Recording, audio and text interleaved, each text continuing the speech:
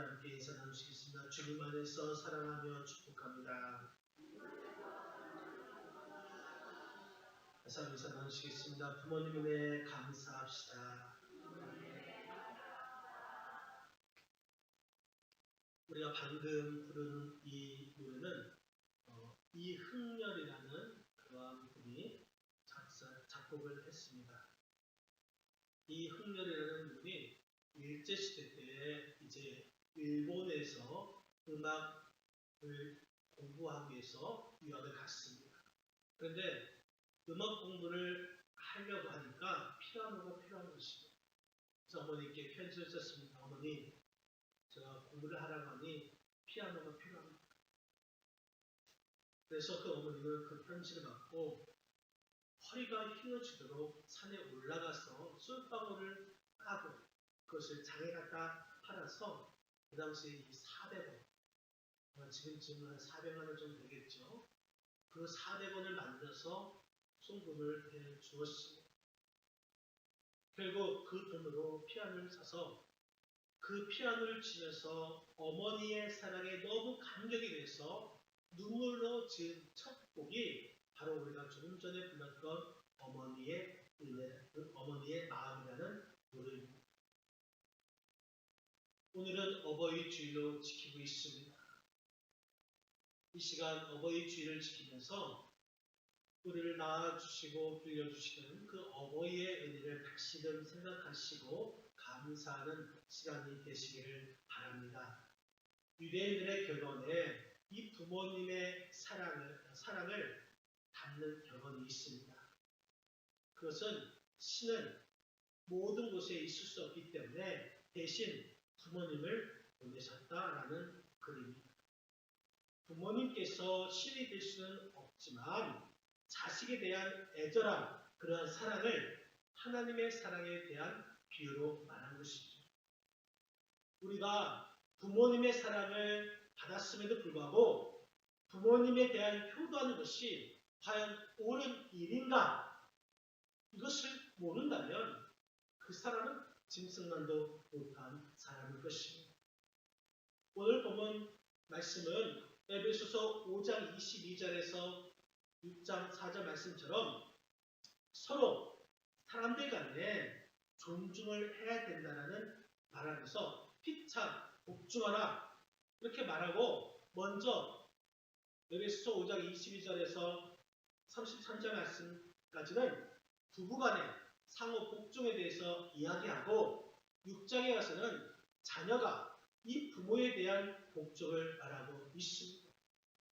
그래서 오늘은 자녀를 향한 부모에게 복종할 것을 명령하는 말씀인 것이죠. 하나님께서 친히 세우신 부모님에 대한 이 계명은 시대를 넘어서 영원히 그 말씀이 변경되거나 또한 변화되거나 또한 폐지될 수가 없습니다. 오늘 본문을 기록한 그 당시에는 이 자기가 신앙생활을 한다는 그 핑계로 부모님께 대한 그 복종을 게을리하는 사람들이 있었습니다. 여러분, 우리는 교회를 섬긴다는 구실로 이 부모에 대한 복양의 의무를 소홀히 해서는 결코 안 됩니다. 왜냐하면 부모에 대한 효도 계명은 하나님께서 세워주신 영원한 계명이기 때문인 줄 여러분 믿으시기 바랍니다. 그래서 오늘 사도 바울은 이렇게 말합니다. 자녀들아, 주 안에서 너희 부모에게 자녀들아, 주 안에서 너희 부모에게 먼저 순종하라 말씀하고 있습니다.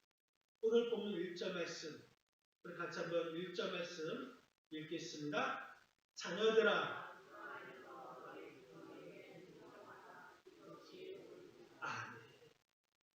너희 부모에게 순종하라. 이 순종이라는 그 단어를 보면 아래에서 귀 기울여 듣다라는 뜻을 가지고 있습니다. 순종은 자녀가 부모의 권세 아래에서 부모님의 말씀에 귀를 기울여 듣는 것에서부터 시작되는 것입니다. 부모님의 말씀이 때로는 납득이 되지 않을 때 있습니다. 그렇다 할지라도 그것을 무시하거나 그것을 반박해서는 안 됩니다. 왜 부모님이 이 말씀을 하셨는지 잘 생각해야 하는 것입니다. 그리고 그 말씀을 잘 따르는 것, 그 말씀에 순종해야 하는 것입니다. 여기서 순종하라, 이 시제는 현재 명령인 것입니다. 이 순종하라, 이 말씀은 다시 말해서 한 번, 두 번, 한두 번 순종하는 것이 아니라 계속해서 순종해야 함을 나타내고 있습니다. 그러면서 사도 바울은 말합니다. 자녀들의 부모에 대한 순종이 주 안에서 이루어져야 한다고 강조하고 있습니다. 그렇습니다. 부모를 순종하라, 이 계명은 이미 하나님께서 주셨기 때문인 것입니다. 하나님께 순종해야 하는데 하나님께 그 순종하는 그 모습을 하나님의 대리인으로서 우리에게 세워주신 부모님, 그 부모님께 순종해야 하나님께 순종한다는 것을 알 수가 있습니다. 그래서 자녀들은 주 안에서 순종해야 한다고 말하고 있습니다. 순종하되 억지로 순종하는 것이 아니라 기쁨으로 순종해야 합니다. 여러분, 우리가 보이는 부모님에게 순종하지 않는 자가 어찌 보이지 않는 하나님께 순종한다 말할 수 있겠습니까? 살아계신 부모님의 말씀에 여러분 순종할 뿐만 아니라 부모님이 돌아가셨어도 생전에 당부하신 말씀을 기억하면서 순종하는 삶, 그 삶이 진정한 바른 표도인 줄 여러분 믿으시기 바랍니다. 한 소년이 바다를 정복할 꿈을 그리면서 성장했습니다. 그래서 이 소년은 일평생 뱃사람으로 살아갈 것을 다짐했습니다. 어느 날 그 소년은 아주 큰 선박 회사에 취직하게 되었고 이제 곧 먼 나라로 항해를 떠날 준비를 갖추었습니다. 그리고 그 소년은 배에 자신의 짐을 모두 실은 후에 어머니께 작별의 인사를 드렸습니다. 그때 어머니는 슬픈 표정으로 눈물을 흘리면서 아들을 향해 이렇게 말합니다. 너를 떠나보내는 것이 너무 괴롭다. 마음이 너무나 아프구나. 이 평소에 효심이 지루했던 그 소년은 어머니의 눈물을 보고 또 마음 아파하는 그 모습을 보고 바다를 정복하겠다라는 큰 꿈을 보게 했습니다. 그때 어머니는 아들의 손을 잡고 고맙다 말하면서 부모를 공경하는 자녀는 복을 받는다 성경에 말씀합니다. 이 말씀대로 너도 복을 받을 것이다 말하면서 어머니는 그날부터 아들을 위해서 매일 눈물의 기도를 드렸습니다. 그래야 그 소년은 위대한 지도자로 성장했습니다. 이 사람이 바로 미국의 초대 대통령 조지 워싱턴이었습니다. 부모님께 순종하는 자녀는 모든 일이 잘되고 장수하며 결코 망하지 않습니다. 자녀가 부모에게 순종하는 것이 마땅한 도리임을 깨닫고 우리가 순종함을 통해서 모든 일이 잘되고 장수하는 그 복을 받는 저와 여러분들이 되시기를 바랍니다. 또한 자녀들아, 주 안에서 너희 부모에게 공경해야 합니다. 오늘 본문 2절 말씀, 2절 같이 한번 읽겠습니다. 내 아버지와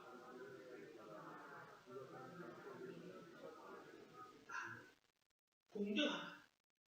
이 말은 어떤 일에 가치를 둔다라는 뜻을 가지고 있습니다. 다시 말해서 부모를 공경하라. 이 부모 공경은 최고의 가치를 갖는 일입니다. 여러분, 왜 부모님을 공경하는 것이 최고의 가치입니까? 그것은 곧 하나님을 공경하는 일과 관련되었기 때문인 것입니다. 오늘 말씀에 부모를 부모를 공경하라. 이것은 약속 있는 첫 계명입니다. 여러분, 이 말씀은 우리가 잘 알고 있는 십계명에 사람과 사람과의 그 관계에서 첫 번째 계명이 내 부모를 공경하라입니다.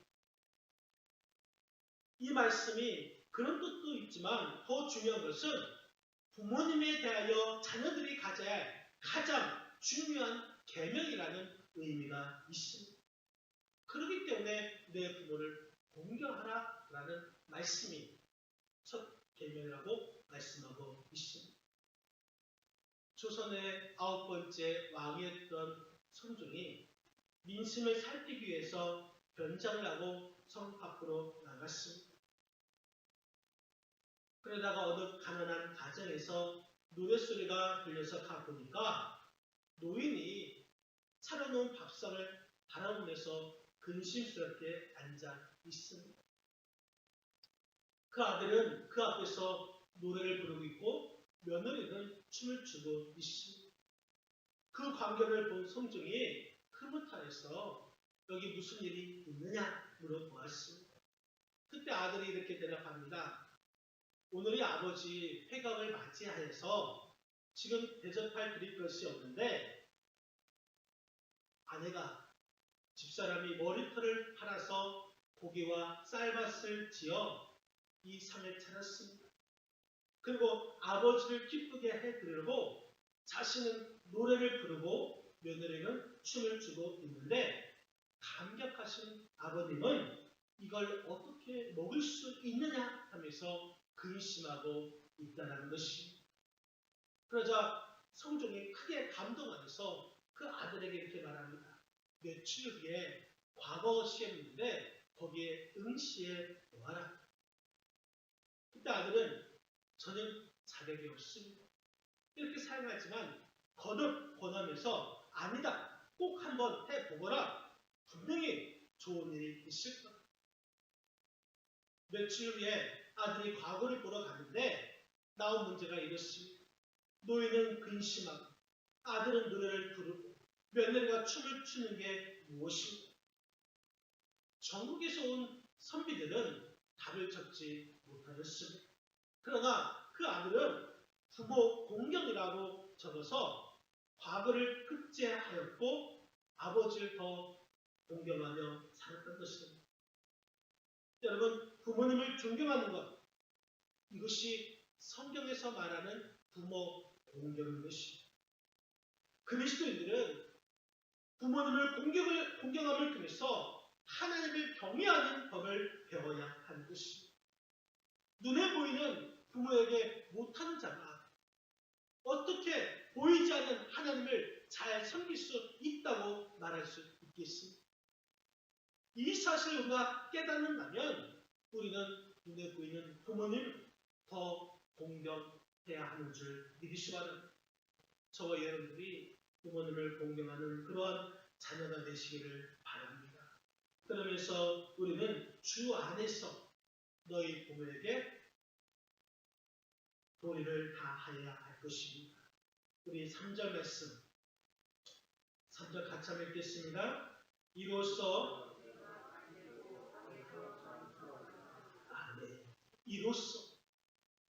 이로써라는 말씀은 도리를 다함을 통해서 자녀의 도리를 다함으로써라는 뜻을 가지고 있습니다. 여러분 그렇습니다. 효도 이것은 자녀들이 당연히 해야 할 도리인 것입니다. 이 그리스도어로 이 효도를 안티펠라르기아라고 말합니다. 한 가지 선을 또 다른 선으로 보답하라는 의미인 것입니다. 나를 낳아주시고 키워주신 그분을 또 다른 선으로 보답하는 것, 그분을 부양하고 귀하게 모시는 의미가 바로 효도인 것입니다. 그래서 이 안티펠라르기아라는 단어를 쓰는 민족에는 이 효도의 법이 있는데 그 법을 보면은 이렇습니다. 자녀들은 부모를 부양하여 잘 모시든지 아니면 감옥에 들어가든지 이 둘 중 한 가지를 선택하라. 중 한 가지를 선택하는 그런 법이 있습니다. 여러분, 효도는 우리가 당연히 해야 할 도리인 줄 믿으시 바랍니다. 부모님이 나이가 드시면 세 가지가 없어진다고 합니다. 힘이 없어지고, 돈이 없어지고, 또 형편이 없어지고. 그렇기 때문에 자녀들이 부모의 힘이 되어야 하는 것이고, 부모님의 돈이 되어야 하는 것이고, 부모님의 형편을 잘 보살펴 드려야 하는 것입니다. 아버지, 어머니, 그 이름은 이 세상에서 가장 고귀한 이름인 것입니다. 진정한 효도는 다른 데 있지 않습니다. 나를 이렇게 존재할 수 있게끔 해주신 그 부모님에 대한 긍지를 가져야 하는 것입니다. 비록 부모님께서 늙고 병들고 볼품없다 할지라도 하나님의 섭리에 의해서 나의 부모님이 되셨다는 그 사실 하나만으로 긍지가 될 자격을 우리 부모님은 이미 갖추고 계십니다.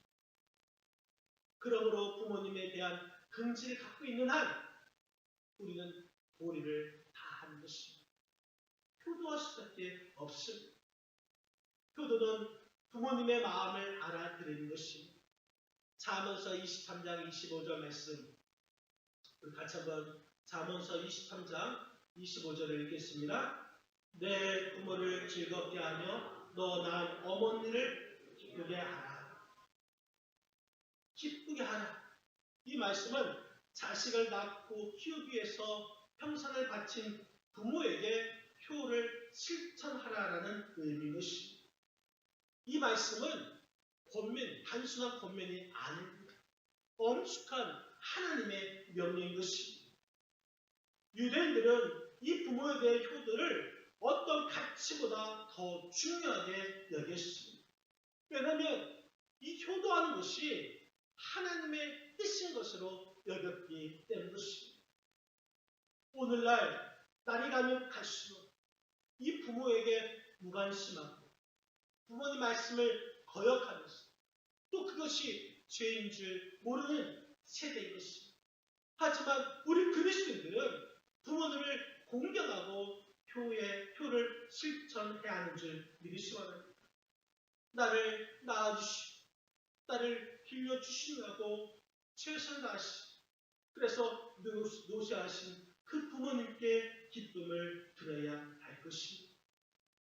부모님은 자식이 잘 되면 자기가 잘 되는 것보다 더 기뻐하십니다. 자녀들은 부모에게 기쁨이 되어야 합니다. 그래서 자녀들은 부모에게 도리를 다하여야 하는 것입니다. 2013년 12월 29일 날 제 어머니가 추천하였습니다. 24일 날 어머니가 쓰러졌고 그래서 산소호흡기에 의지한 채 의사가 일주일 안에 어머니가 돌아가실 거라고 말씀하십니다. 그래서 저는 그 어머니 곁에 있으면서 병간호를 하면서 어머님께 이렇게 촉석했습니다. 엄마, 걱정하지 마세요. 제가 엄마한테 해드리지 못한 것도 아버지께 어머니 해드릴게요. 그러니 엄마 편하게 천국 가셔도 돼요. 그 약속을 하고 제가 아버지께 좀 효도하려고 많이 노력했지만 제 뜻대로 많이 되지는 않고 있습니다. 하지만 이것이 저의 도리라고 생각합니다. 여러분들도 오늘 말씀을 통해서 정말 부모님께 대한 그 도리를 잘 지키시기를 바랍니다. 이러한 도리를 잘 지키는 자들에게는 하나님께서 분명코 축복을 주시는데 그 축복이 무엇입니까? 오늘 보는 3절 말씀을 다시 한번 공부하겠습니다. 3절 우리 같이 한번 읽겠습니다. 이로써 네가 잘되고 땅에서 장수하리라. 도리를 다하는 그 자녀에게 두 가지 약속. 먼저 네가 잘 되고. 여러분, 이 말씀은 삶의 질을 의미합니다.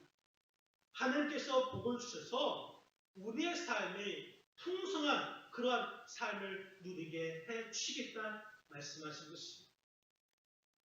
두 번째는 땅에서 장수하리라. 이것은 삶의 양을 뜻하고 있습니다.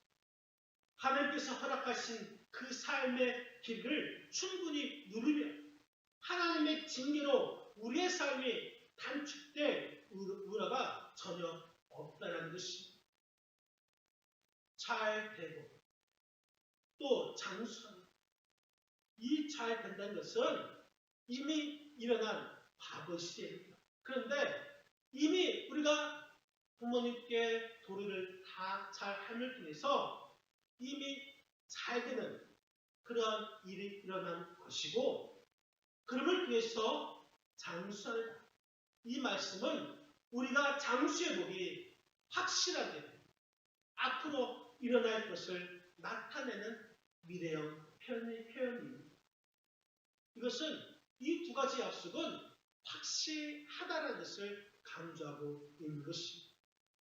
여러분들이 여러분들의 도리를 잘 하여서 정말 잘 되는 장수의 복을 받는 저와 여러분의 삶이 되시기를 바랍니다. 어느 며느리가 시골에 계신 시어머니께 핸드폰을 사드리고 처음으로 그 시어머니께 문자를 보냈습니다. 어머니, 오래오래 사세요. 그렇게 쓴다는 것입니다. 어머니, 오래오래 사네요. 라고 쓴 것입니다. 그럼을 통해서 시어머니와 한동안 대화가 끊어지고 며느리는 이 사과하느라 쩔쩔댔다고 합니다. 받침 하나, 점 하나가 하늘과 땅 차이인 것입니다. 그 점 하나, 받침 하나가 우리의 마음과 행동이 될 수가 있습니다. 사랑하는 성도 여러분, 여러분들은 부모님을 향한 어떤 마음과 행동을 보이고 있습니다. 여러분들의 부모님은 여러분에게 있어서 어떠한 존재로 여기고 계십니다. 어제 어버이날이었습니다. 식당과 또 도로가 많이 막혔습니다. 여러분, 어버이날만 효도하는 채 하지 말고 날마다 어버이날이 되어야 하고 어버이 은혜에 감사해야 하는 줄 믿으시기 바랍니다. 춘한 녹은 불가망이라는 말이 있습니다. 춘한, 봄춘자, 출한, 봄에 추운 것, 노건, 어르신, 노인이 건강한 것, 불가망, 믿을 수 없다. 봄에 추운 것과 노인이 건강한 것은 믿을 수 없다는 것입니다. 지금 우리 부모님이 건강하다고 설마 하지 마시고 돌아가신 다음에 후회가 되지 않도록 우리 부모님이 살아계시다면 살아계실 때 효도하시기를 바랍니다. 여러분, 사람은 누구나 잘 되기를 원하고 있고 누구나 장수하기를 원하고 있습니다. 그래서 하나님께서 자녀들이 잘 되고 장수하는 방법을 가르쳐 주셨는데 그것이 바로 부모님께 효도하는 것입니다. 사랑하는 성도 여러분, 효도, 이것은 옳은 일이고 약속 있는 첫 계명인 것입니다. 바라기는 오늘 말씀을 통해서 우리가 어버이 말씀에 순종하는 그런 자녀들이 다 되시기를 바랍니다. 여러분들의 마음을 다해서 어머니와 아버지께 공경함을 통해서 우리의 부모님을 높이시기를 바랍니다. 그리고 부모님께 도리를 다하여서 효도하는 자녀들이 되시길 바랍니다. 그래서 모든 일이 잘 되고 평통한 복을 받을 수 있는, 그리고 땅에서 장수하는 복을 받을 수 있는 우리 믿음의 효자, 효녀, 효부들이 다 되시는 우리 충북교회 성도들이 다 되시기를 주님의 이름으로 간절히 축원드립니다. 아멘. 우리 이 시간 합심으로 기도하시겠습니다.